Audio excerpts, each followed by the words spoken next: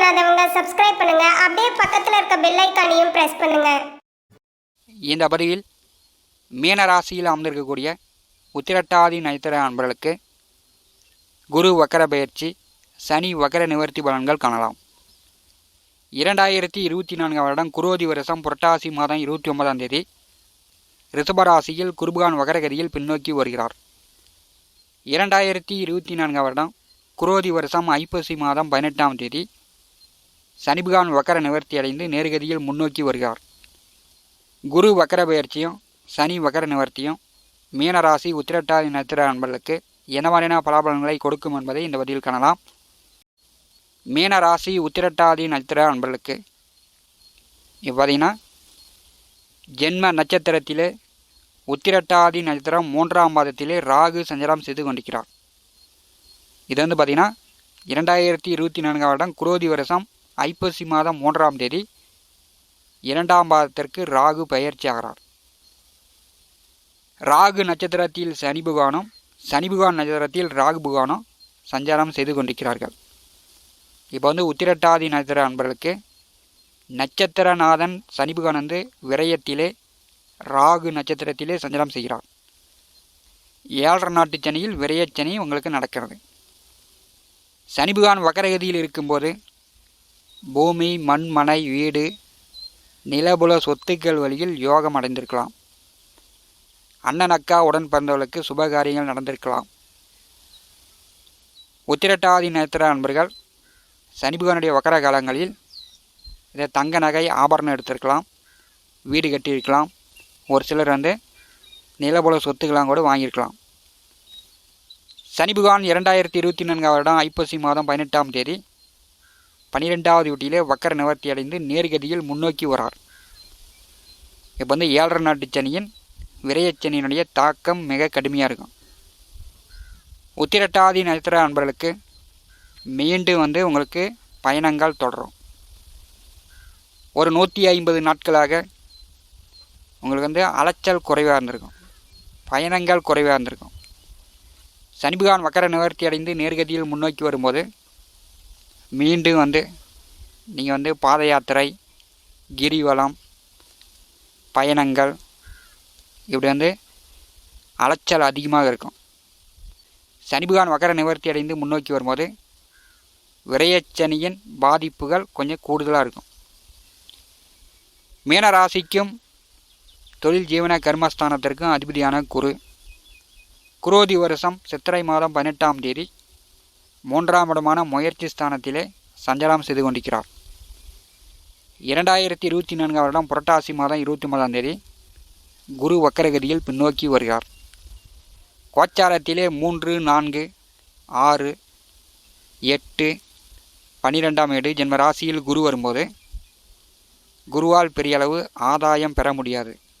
பணங்காசு வழியில் தொந்தரவுகளாக இருக்கும். எண்ணங்கள் வந்து பெரிய அளவு பிரம்மாண்டமாக இருக்கும், அதை வந்து செயல்படுத்த முடியாது. 3ஆம் வீட்டிலே குருபகான் சஞ்சாரம் செய்யும்போது காரிய தடை, பண நஷ்டம் இப்படிலாம் ஏற்படுத்தி கொண்டிருக்கும். குருபகான் வக்கரகதியில் பின்னோக்கி வரும்போது உங்களுடைய காரியங்கள் ஜெயமாகும்.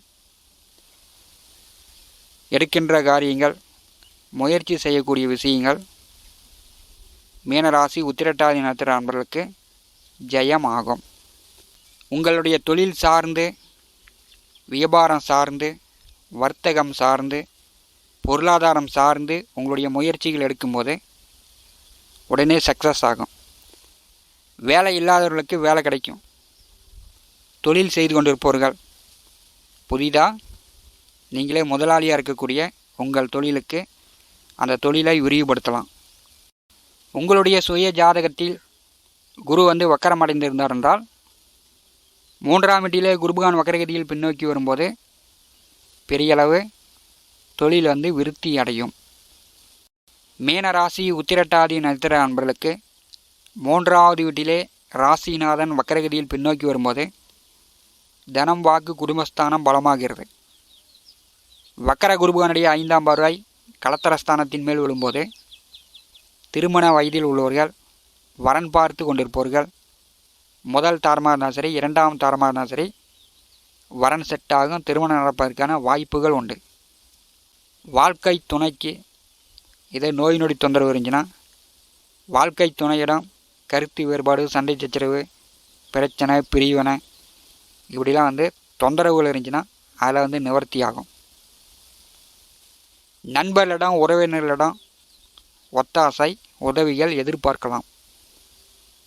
வக்கர குருபகனுடைய நேர் 7ஆம் பார்வை பாக்கியஸ்தானத்தின் மேல் விழும்.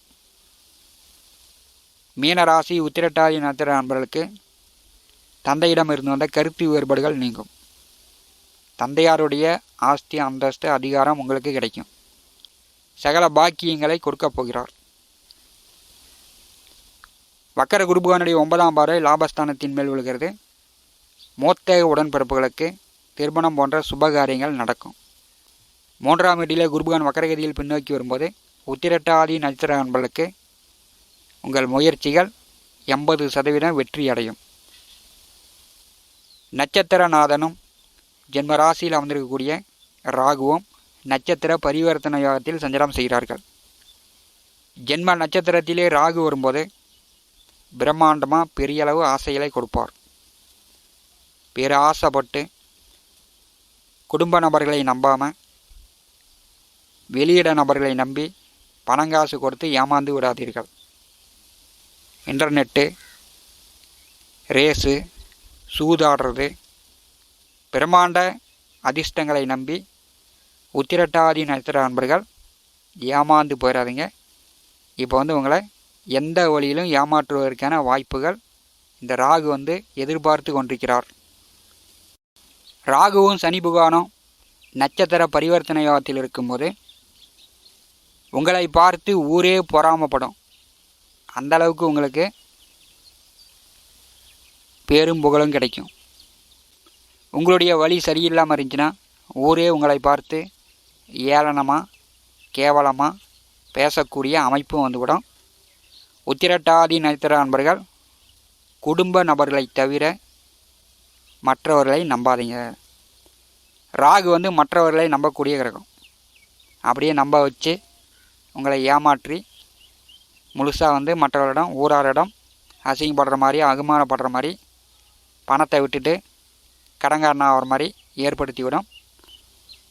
எல்லா வழியிலும் உத்திரட்டாதி நட்சத்திர நண்பர்கள் ஆணாக இருந்தாலும் சரி, பெண்ணாக இருந்தாலும் சரி, மிகுந்த கவனம் தேவை. விரயத்திலே 12ஆம் வீட்டிலே குரோதி வருஷம் ஐப்பசி மாதம் 18ஆம் தேதி சனிபகவான் வக்கர நிவர்த்தி அடைந்து நேர்கதியில் முன்னோக்கி வரும்போது விரயங்கள் பலமாக இருக்கிறது.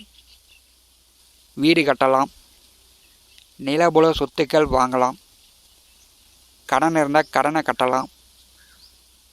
விரயம் பலமாக இருக்கும்போது வீட்டை விட்டு, உள்ளூரை விட்டு வெளியூருக்கு போய் வேலை செஞ்சு, தொழில் செஞ்சு வெளியூரில் போய் பணம் சம்பாதிக்கலாம். வெளிநாடு வேலைக்கு முயற்சி செய்யக்கூடியவர்களுக்கு வெளிநாடு வேலை வாய்ப்பு உண்டு. 12ஆம் இடம் என்பது அயன சயன போக விரய மோட்சஸ்தானம். இப்போ படுத்து நன்றாக தூங்க முடியாது. அதிகம் உத்திரட்டாதி நட்சத்திர நண்பர்களுக்கு வேலை செய்யக்கூடிய இடத்தில் இரவு டியூட்டி அமையும். பகல் டியூட்டி நீங்கள் கேட்டால் கூட அதிகம் உங்களுக்கு பகல் டியூட்டி வராது, இரவு டியூட்டி தான் போடுவாங்க.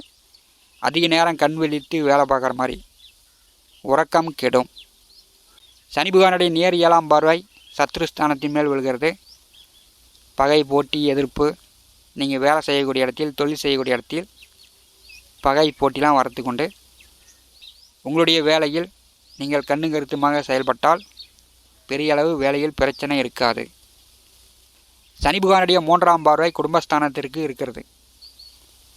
வெட்டு வெடுக்குன்னு பேசி குடும்ப நபர்களை அவங்க பேசுகிறத நீங்கள் புரிஞ்சிக்காமல் அவங்க வாயை அடைக்கிறதை விட்டுட்டு குடும்ப நபர்கள் சொல் பேச்சை கேட்டு உத்திரட்டாதி நட்சத்திர நண்பர்கள் செயல்படுங்க.